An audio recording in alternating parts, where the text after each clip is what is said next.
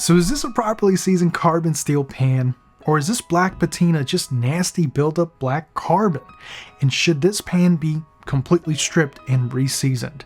I'm going to try to answer all of your popular, frequently asked questions regarding seasoning carbon steel and cast iron. Let's dive in.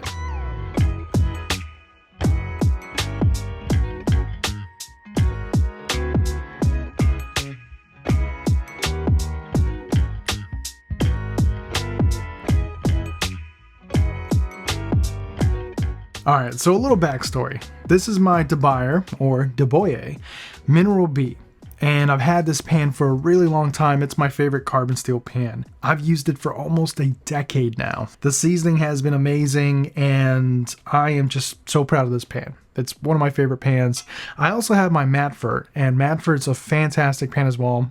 It's also been seasoned and been used frequently, and it has the same black patina. So the reason why I bring up the intro, I had somebody comment recently, and I didn't know if they were genuine or if they were trolling or if they're just inexperienced. And they made a comment basically saying that my carbon steel pans are disgusting and they should never look black. All that black is just built up black carbon and they should be immediately stripped, and a carbon steel pan or a properly seasoned carbon steel pan should remain that light golden brown color for the rest of its life. And that's just not true. So I decided to make this video because looking online, it's a very, very common question. I think there's some genuine confusion around seasoning carbon steel and cast iron. So I'm going to attempt to answer some of those questions right now. Now, first things first, we have to first understand what is seasoning and why do we do it in particular with carbon steel and cast iron pans.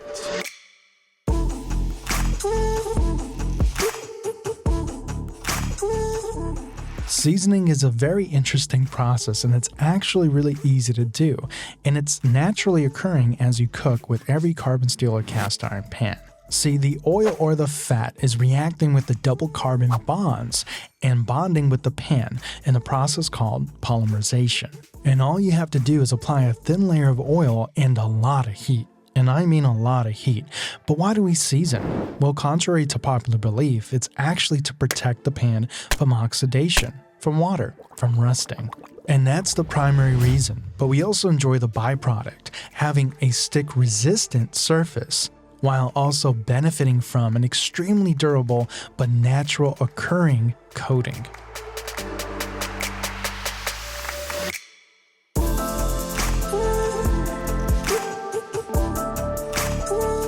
I think that's a really important point to make. A lot of people think that the number one benefit or the reason why we season our cast iron and carbon steel pans is for the non-stick coating, or to get that non-stick pan so we can throw out our Teflon pans. And although that's half true, it's a byproduct of the primary reason why we season our pans, our cast iron and carbon steel pans, because it's really to protect them from oxidation, from rust.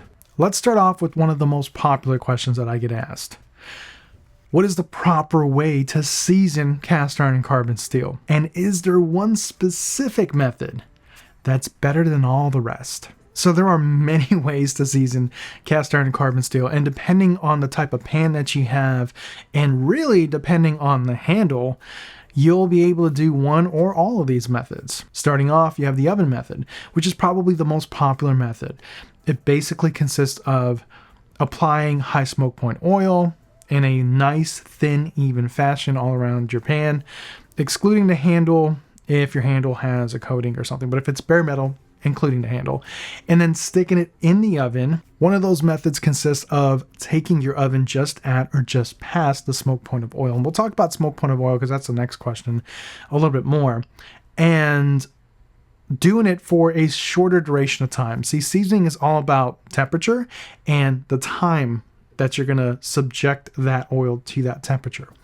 You can either take it up to a higher temperature and subject it less. So for example, if you have avocado oil, which has a smoke point of 500 degrees, somewhere around there, then you can set your oven to 520. You want to check your oven because ovens lie. So you want to try to stick a probe in there and see if you're actually, getting those temperatures. But an easy way to tell is if you start to see the pan just starting to smoke, then you know you've reached the smoke point of your oil. Now, if it's aggressively smoking, then the temperature is way too high. You're going to do that for roughly 45 minutes to an hour. Turn off your oven and let everything, including the pan inside, slowly cool down. And that's one seasoning cycle. The other method is actually not taking the oil past or at its smoking point. You can actually keep it below its smoking point, but you would have to leave the pan in there for a lot longer. So instead of 45 minutes to an hour, you may have to leave it in there for an hour and 45 or 2 hours, 2 hours and a half, and allow the oil to officially polymerize. Now, I actually love the oven method. It's probably my favorite method, and it's for sure my go-to method for cast iron. Cast iron, I don't have to worry about the handle being some other material or having a coating or anything like that. It's usually all cast iron. So the oven method is just really easy to do, and I prefer taking the oil at or just above the smoking point for a shorter duration of time. Is it better to take the oil past its smoking point but subject it to less time, or take it below its smoking point but subject it to more time? I don't know. I've never actually tested it. Maybe I should do a video on it. What do you guys think? Leave me a comment below. Another method is the potato peel method. The potato peel method is actually a really great method to use for pans that can't go in the oven, for example, and it seems to work really, really well with carbon steel. The potato peel method does two things. It seasons the pan with the oil that you need. It also acts as an abrasive because usually you're going to do it with potato peels and salt, and it also adds starch, which kind of gets your pan going a bit. So it's a great method to use. It's probably my second favorite method, and it's really simple. You just skin off some potato peels, add a bunch of salt, add a bunch of oil, and just keep cooking those potato peels until they are literally burnt. And you'll find that your carbon steel pan will start getting this golden color. Is that the golden answer? Okay, next one is probably, which oil should I use? Do I need to use a high smoke point oil, or can I use a lower smoke point oil? Honestly, you can season with almost any fat, but some fats do it better than others. Unsaturated fats, and in my opinion, with higher smoke points. See, olive oil is extremely popular, but has a low smoke point, while avocado oil has a really high smoke point, but it's pricey. So I like to season with a happy medium, with grapeseed or sunflower seed oil. So what about ghee? Well, I've never personally tried ghee, but I don't see why it wouldn't work. It also has a high smoke point at around 485 degrees Fahrenheit, but it's also very pricey. See, sometimes our favorite fat may not be the most practical. Avocado oil is my personal favorite, but do I really want to waste all that money seasoning pans? I wouldn't use something with a low smoke point like cold pressed olive oil that has a smoke point of like 320 degrees or something like that.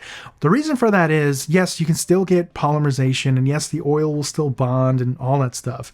But if you think about it logically, you're going to cook with that pan, so you're going to subject it to heat cycles, and you're going to further degrade that oil, and we'll see your seasoning peeling more often, or at least at risk of peeling more often than the higher smoke point oil. The higher smoke point oil is at a really high smoke point. How often are you going to take your pan to that extreme? You're probably going to sear and then drop your temperatures. So that oil isn't going to degrade way past its smoking point, right? Because it's already at a very high smoking point.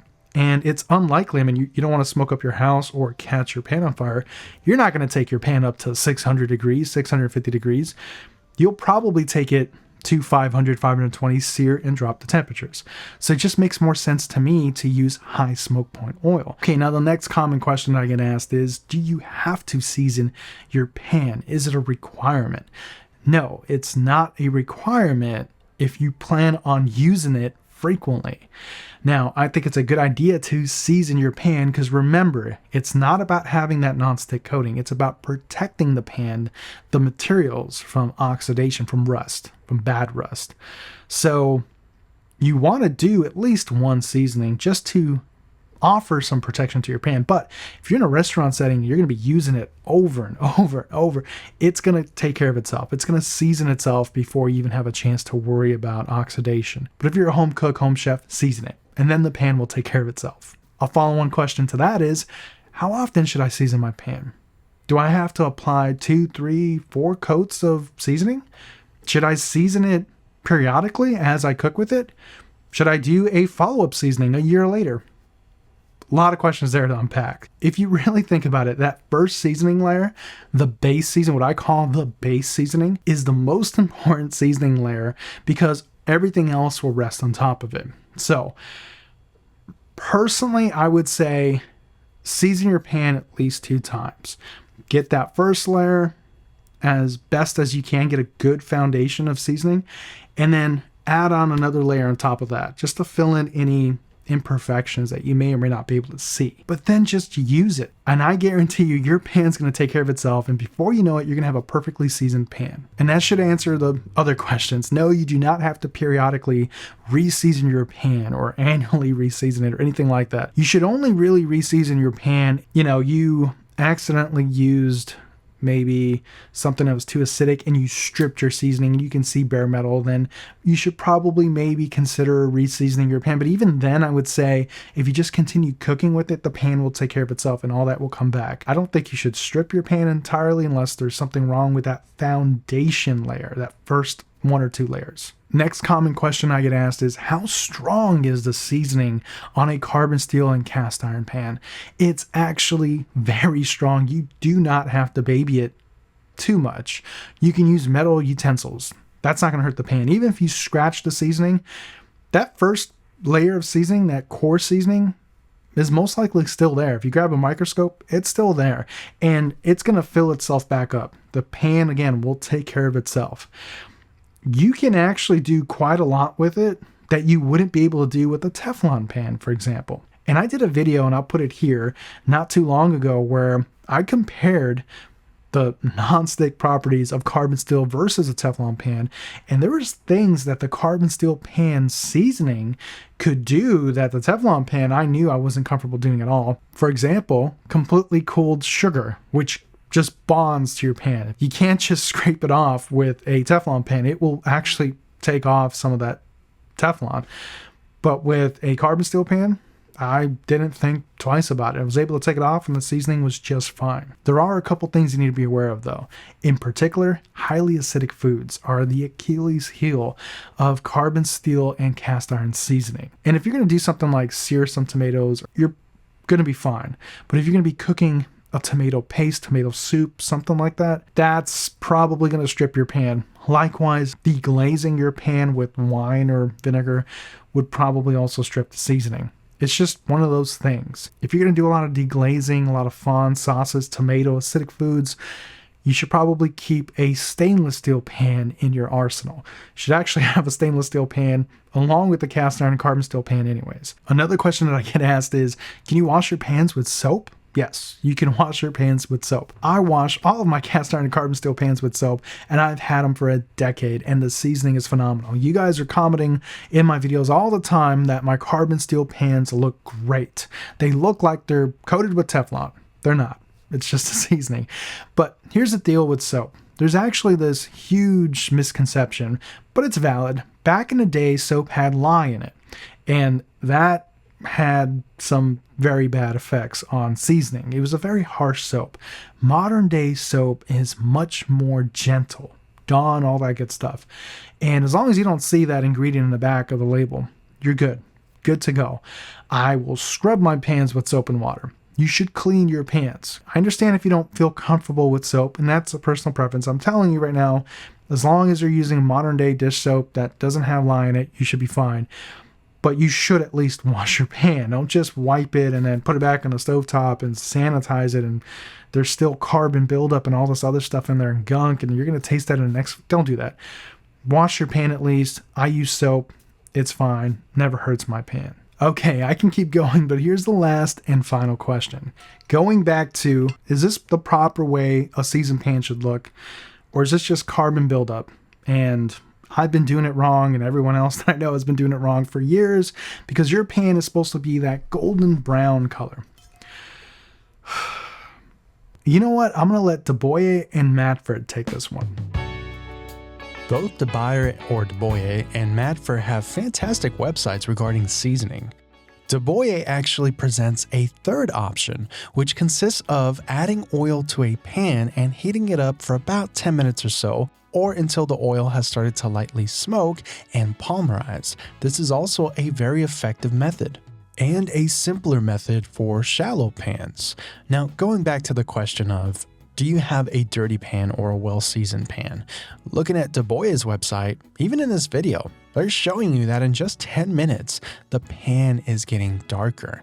And if you read the article further and look at DeBoyer's website, you'll see signs of heavily seasoned pans as time goes on that look very similar to my pan. And it's not carbon buildup. There's loads of great information on DeBoyer's website, so check that out. And I also referenced Made In, which is another very popular brand that seems to be gaining popularity, and they have great questions and answers listed for beginners. Now, Madford goes a step further, and they will actually show you a pan that's been seasoned over time, over years, and what that should look like. And if you look closely at Madford's examples listed here, you'll see that seasoning doesn't stay, or it's not intended to stay, in that golden brown phase. It will develop into a dark, rich patina. Does this look kind of familiar? This is probably a perfectly seasoned carbon steel pan. So yes, eventually you're going to get that black patina. If your pan at any time is dirty or leaving residue, or you can see black soot, then you have some carbon buildup from a previous cook. Wash your pan again with soap and water. A properly seasoned pan will be just fine. You shouldn't have any black residue coming off or anything like that. That is carbon buildup. But a properly seasoned pan should look like this. The seasoning should be even, and if we take a look under a microscope, taking a look a bit deeper at my pan, you can see that there's some micro scratches, but they're just fine. They fill up because of that initial seasoning layer. And likewise, rivets. Rivets are very hard to clean, but you can see that the seasoning is perfectly placed between the rivets. So the likelihood of rust, although it's greater in this area, is still unlikely. And lastly, if we look at the Madford, you can see that the Madford isn't perfectly seasoned like my DeBoyer or DeBoyer, but when looking closer, there's multiple layers. It's fully protected. That's it for me, guys. I hope you found this video informative, and if you did, please consider subscribing and joining our channel membership so we can continue making videos like this one. Take care, everyone.